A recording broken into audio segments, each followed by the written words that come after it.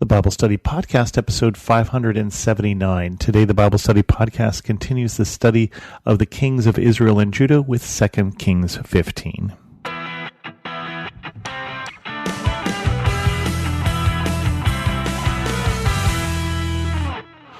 Welcome to the Bible Study Podcast. I'm your host, Chris Christensen. If you ever get to the part of the story that you think blah, blah, blah, and then you're wondering how long this thing is going to take to wrap up, I just feel like the people who are writing 2 Kings got to that place here in chapter 15, because they're going to summarize 7 different kings in one chapter.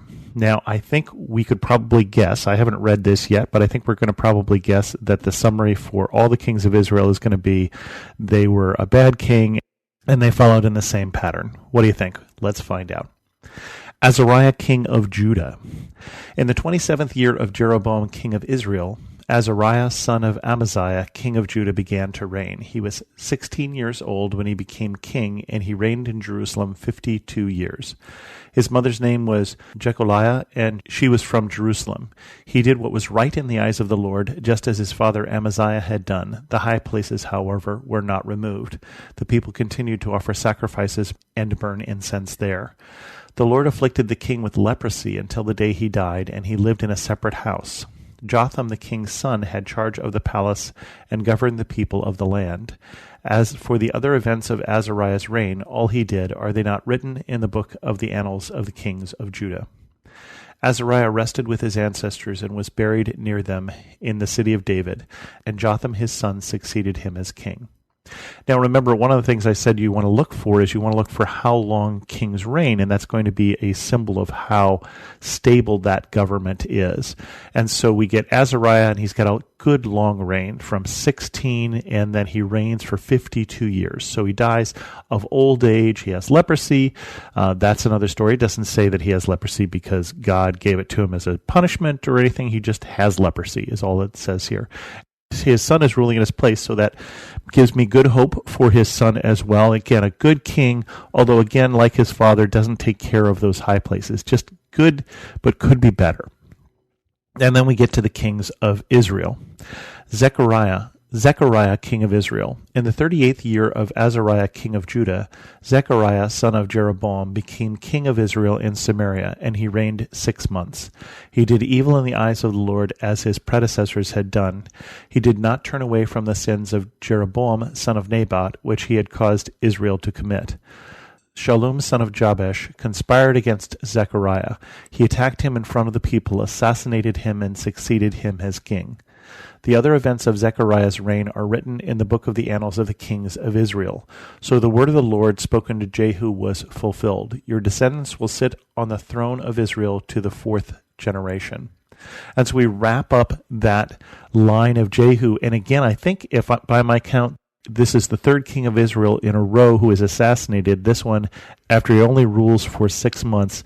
And again, not a good 6 months. And we continue on. Shallum, king of Israel.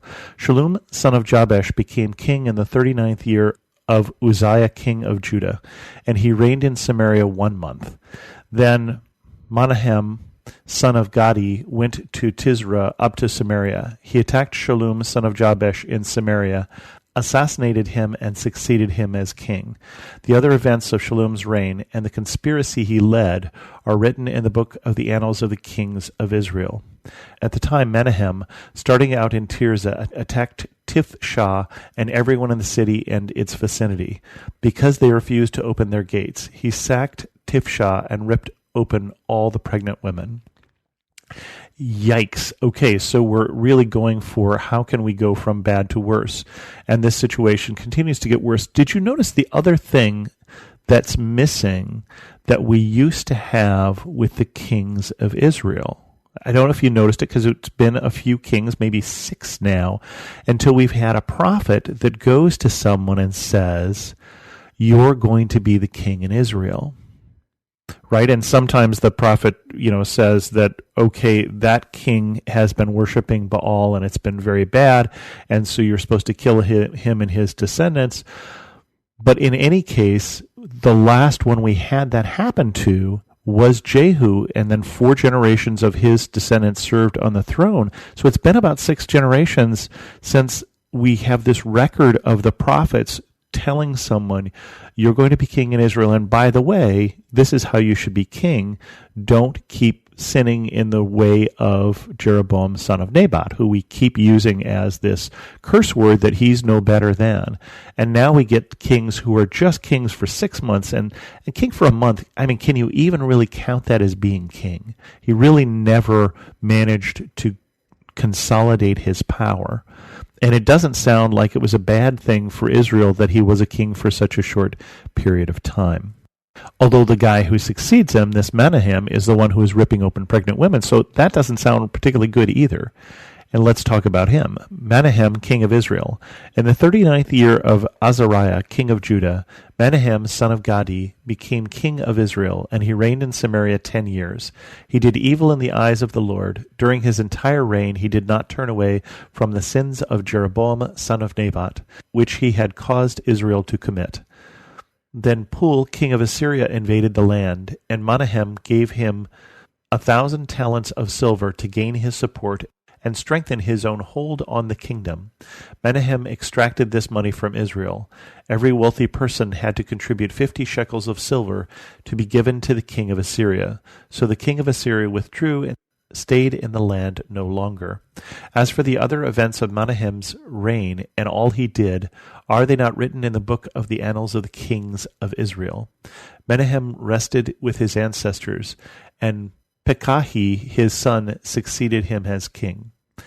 So, two significant things with this person's reign. One is that he uses the opportunity of the invasion of Assyria to take money from the people and to consolidate his reign. And two is, it appears that he dies and doesn't get killed, and I think that's the first one in about 5 kings. And so that's good news, I guess. But, the rest of him is the same as always. Bad king, bad king, bad king, bad king. This is this pattern that we get. We get occasionally ones like Jehu, who at least gets rid of the worship of the Baals. But still they don't tear down the high places. Still they don't return the worship to Jerusalem. Pekahiah, king of Israel. In the 50th year of Azariah, king of Judah, Pekahiah, son of Menahem, became king of Israel in Samaria, and he reigned 2 years. Pekahiah did evil in the eyes of the Lord. He did not turn away from the sins of Jeroboam, son of Nebat, which he had caused Israel to commit. One of his chief officers, Pekah, son of Remaliah, conspired against him. Taking 50 men of Gilead with him, he assassinated Pekahiah, along with Argob and Areh, in the citadel of the royal palace at Samaria. So Pekah killed Pekahiah and succeeded him as king. The other events of Pekahiah's reign and all he did are written in the books of the annals of the kings of Israel. So again, only 2 years, and the only thing we have to say about him is he didn't do the right thing, and he was assassinated. Pekah, son of Israel. In the 52nd year of Azariah, king of Judah, Pekah, son of Remaliah, became king of Israel in Samaria, and he reigned 20 years. He did evil in the eyes of the Lord. He did not turn away from the sins of Jeroboam, son of Nebat, which he had caused Israel to commit. In the time of Pekah, king of Israel, Tiglath-Pileser, king of Assyria, came and took Ijon, Abel-Beth-Maachah, Janoah, Kadesh, and Hazor. He took Gilead and Galilee, including all the land of Naphtali, and deported the people to Syria. Then Hoshea, son of Elah, conspired against Pekah, son of Remaliah. He attacked and assassinated him, and then succeeded him as king in the 20th year of Jotham, son of Uzziah. As for the other events of Pekah's reign and all he did, are they not written in the book of the annals of the kings of Israel?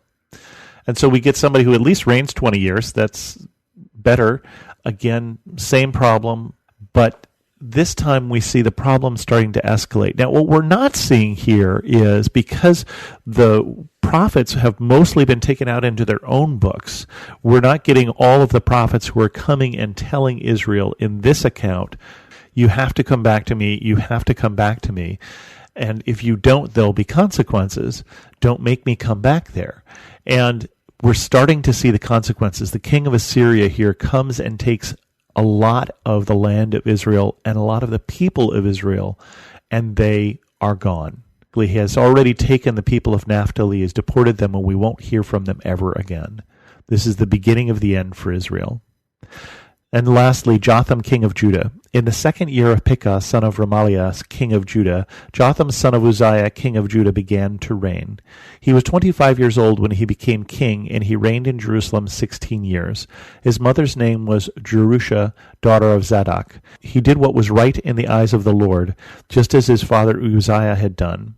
The high places, however, were not removed. The people continued to offer sacrifices and burn incense there. Jotham rebuilt the upper gate of the temple of the Lord. As for the other events of Jotham's reign and what he did, are they not written in the book of the annals of the kings of Judah? In those days the Lord began to send Rezin, king of Aram, and Pekah, son of Remaliah, against Judah. Jotham rested with his ancestors and was buried with them in the city of David, the city of his father.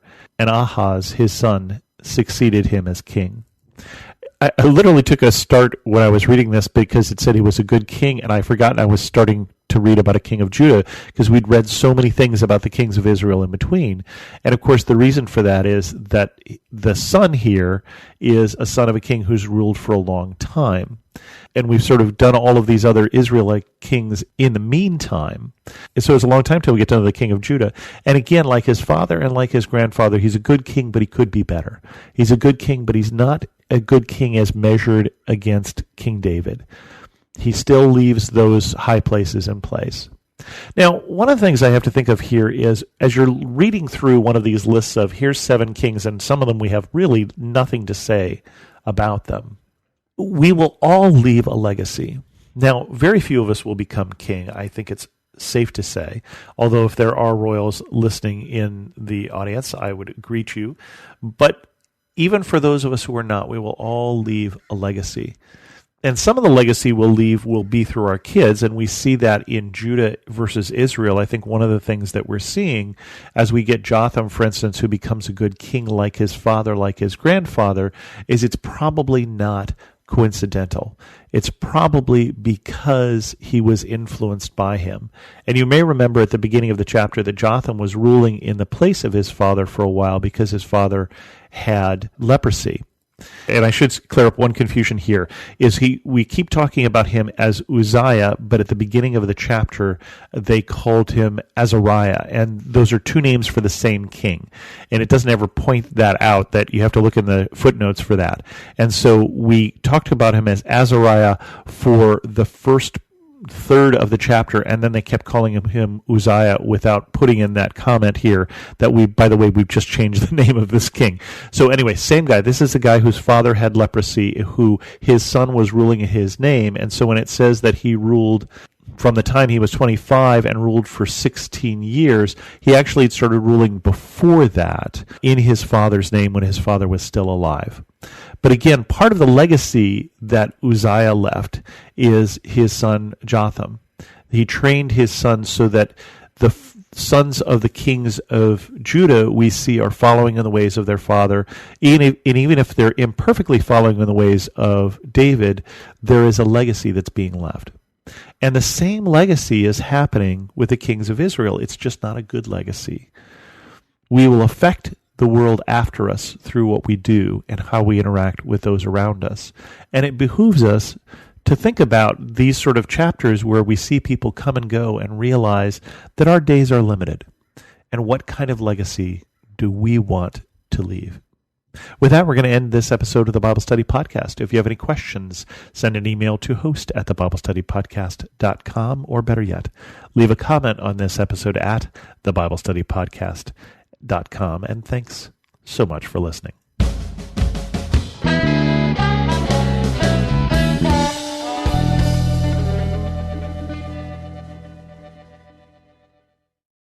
Finding uplifting news in today's headlines is often like searching for a needle in a haystack. At the Story Behind podcast, we believe in the power of finding heartwarming tales and are happy to share empowering stories with you every week. Hear about how Steve Harvey surprised a dying man on Family Feud with $25,000. Get inspired by the note a waitress received from a patron dining alone. And even hear about how one VIP passenger made a hard-working pilot get emotional before his flight. To start listening to the Story Behind podcast, visit lifeaudio.com or search Story Behind on your favorite podcast platform.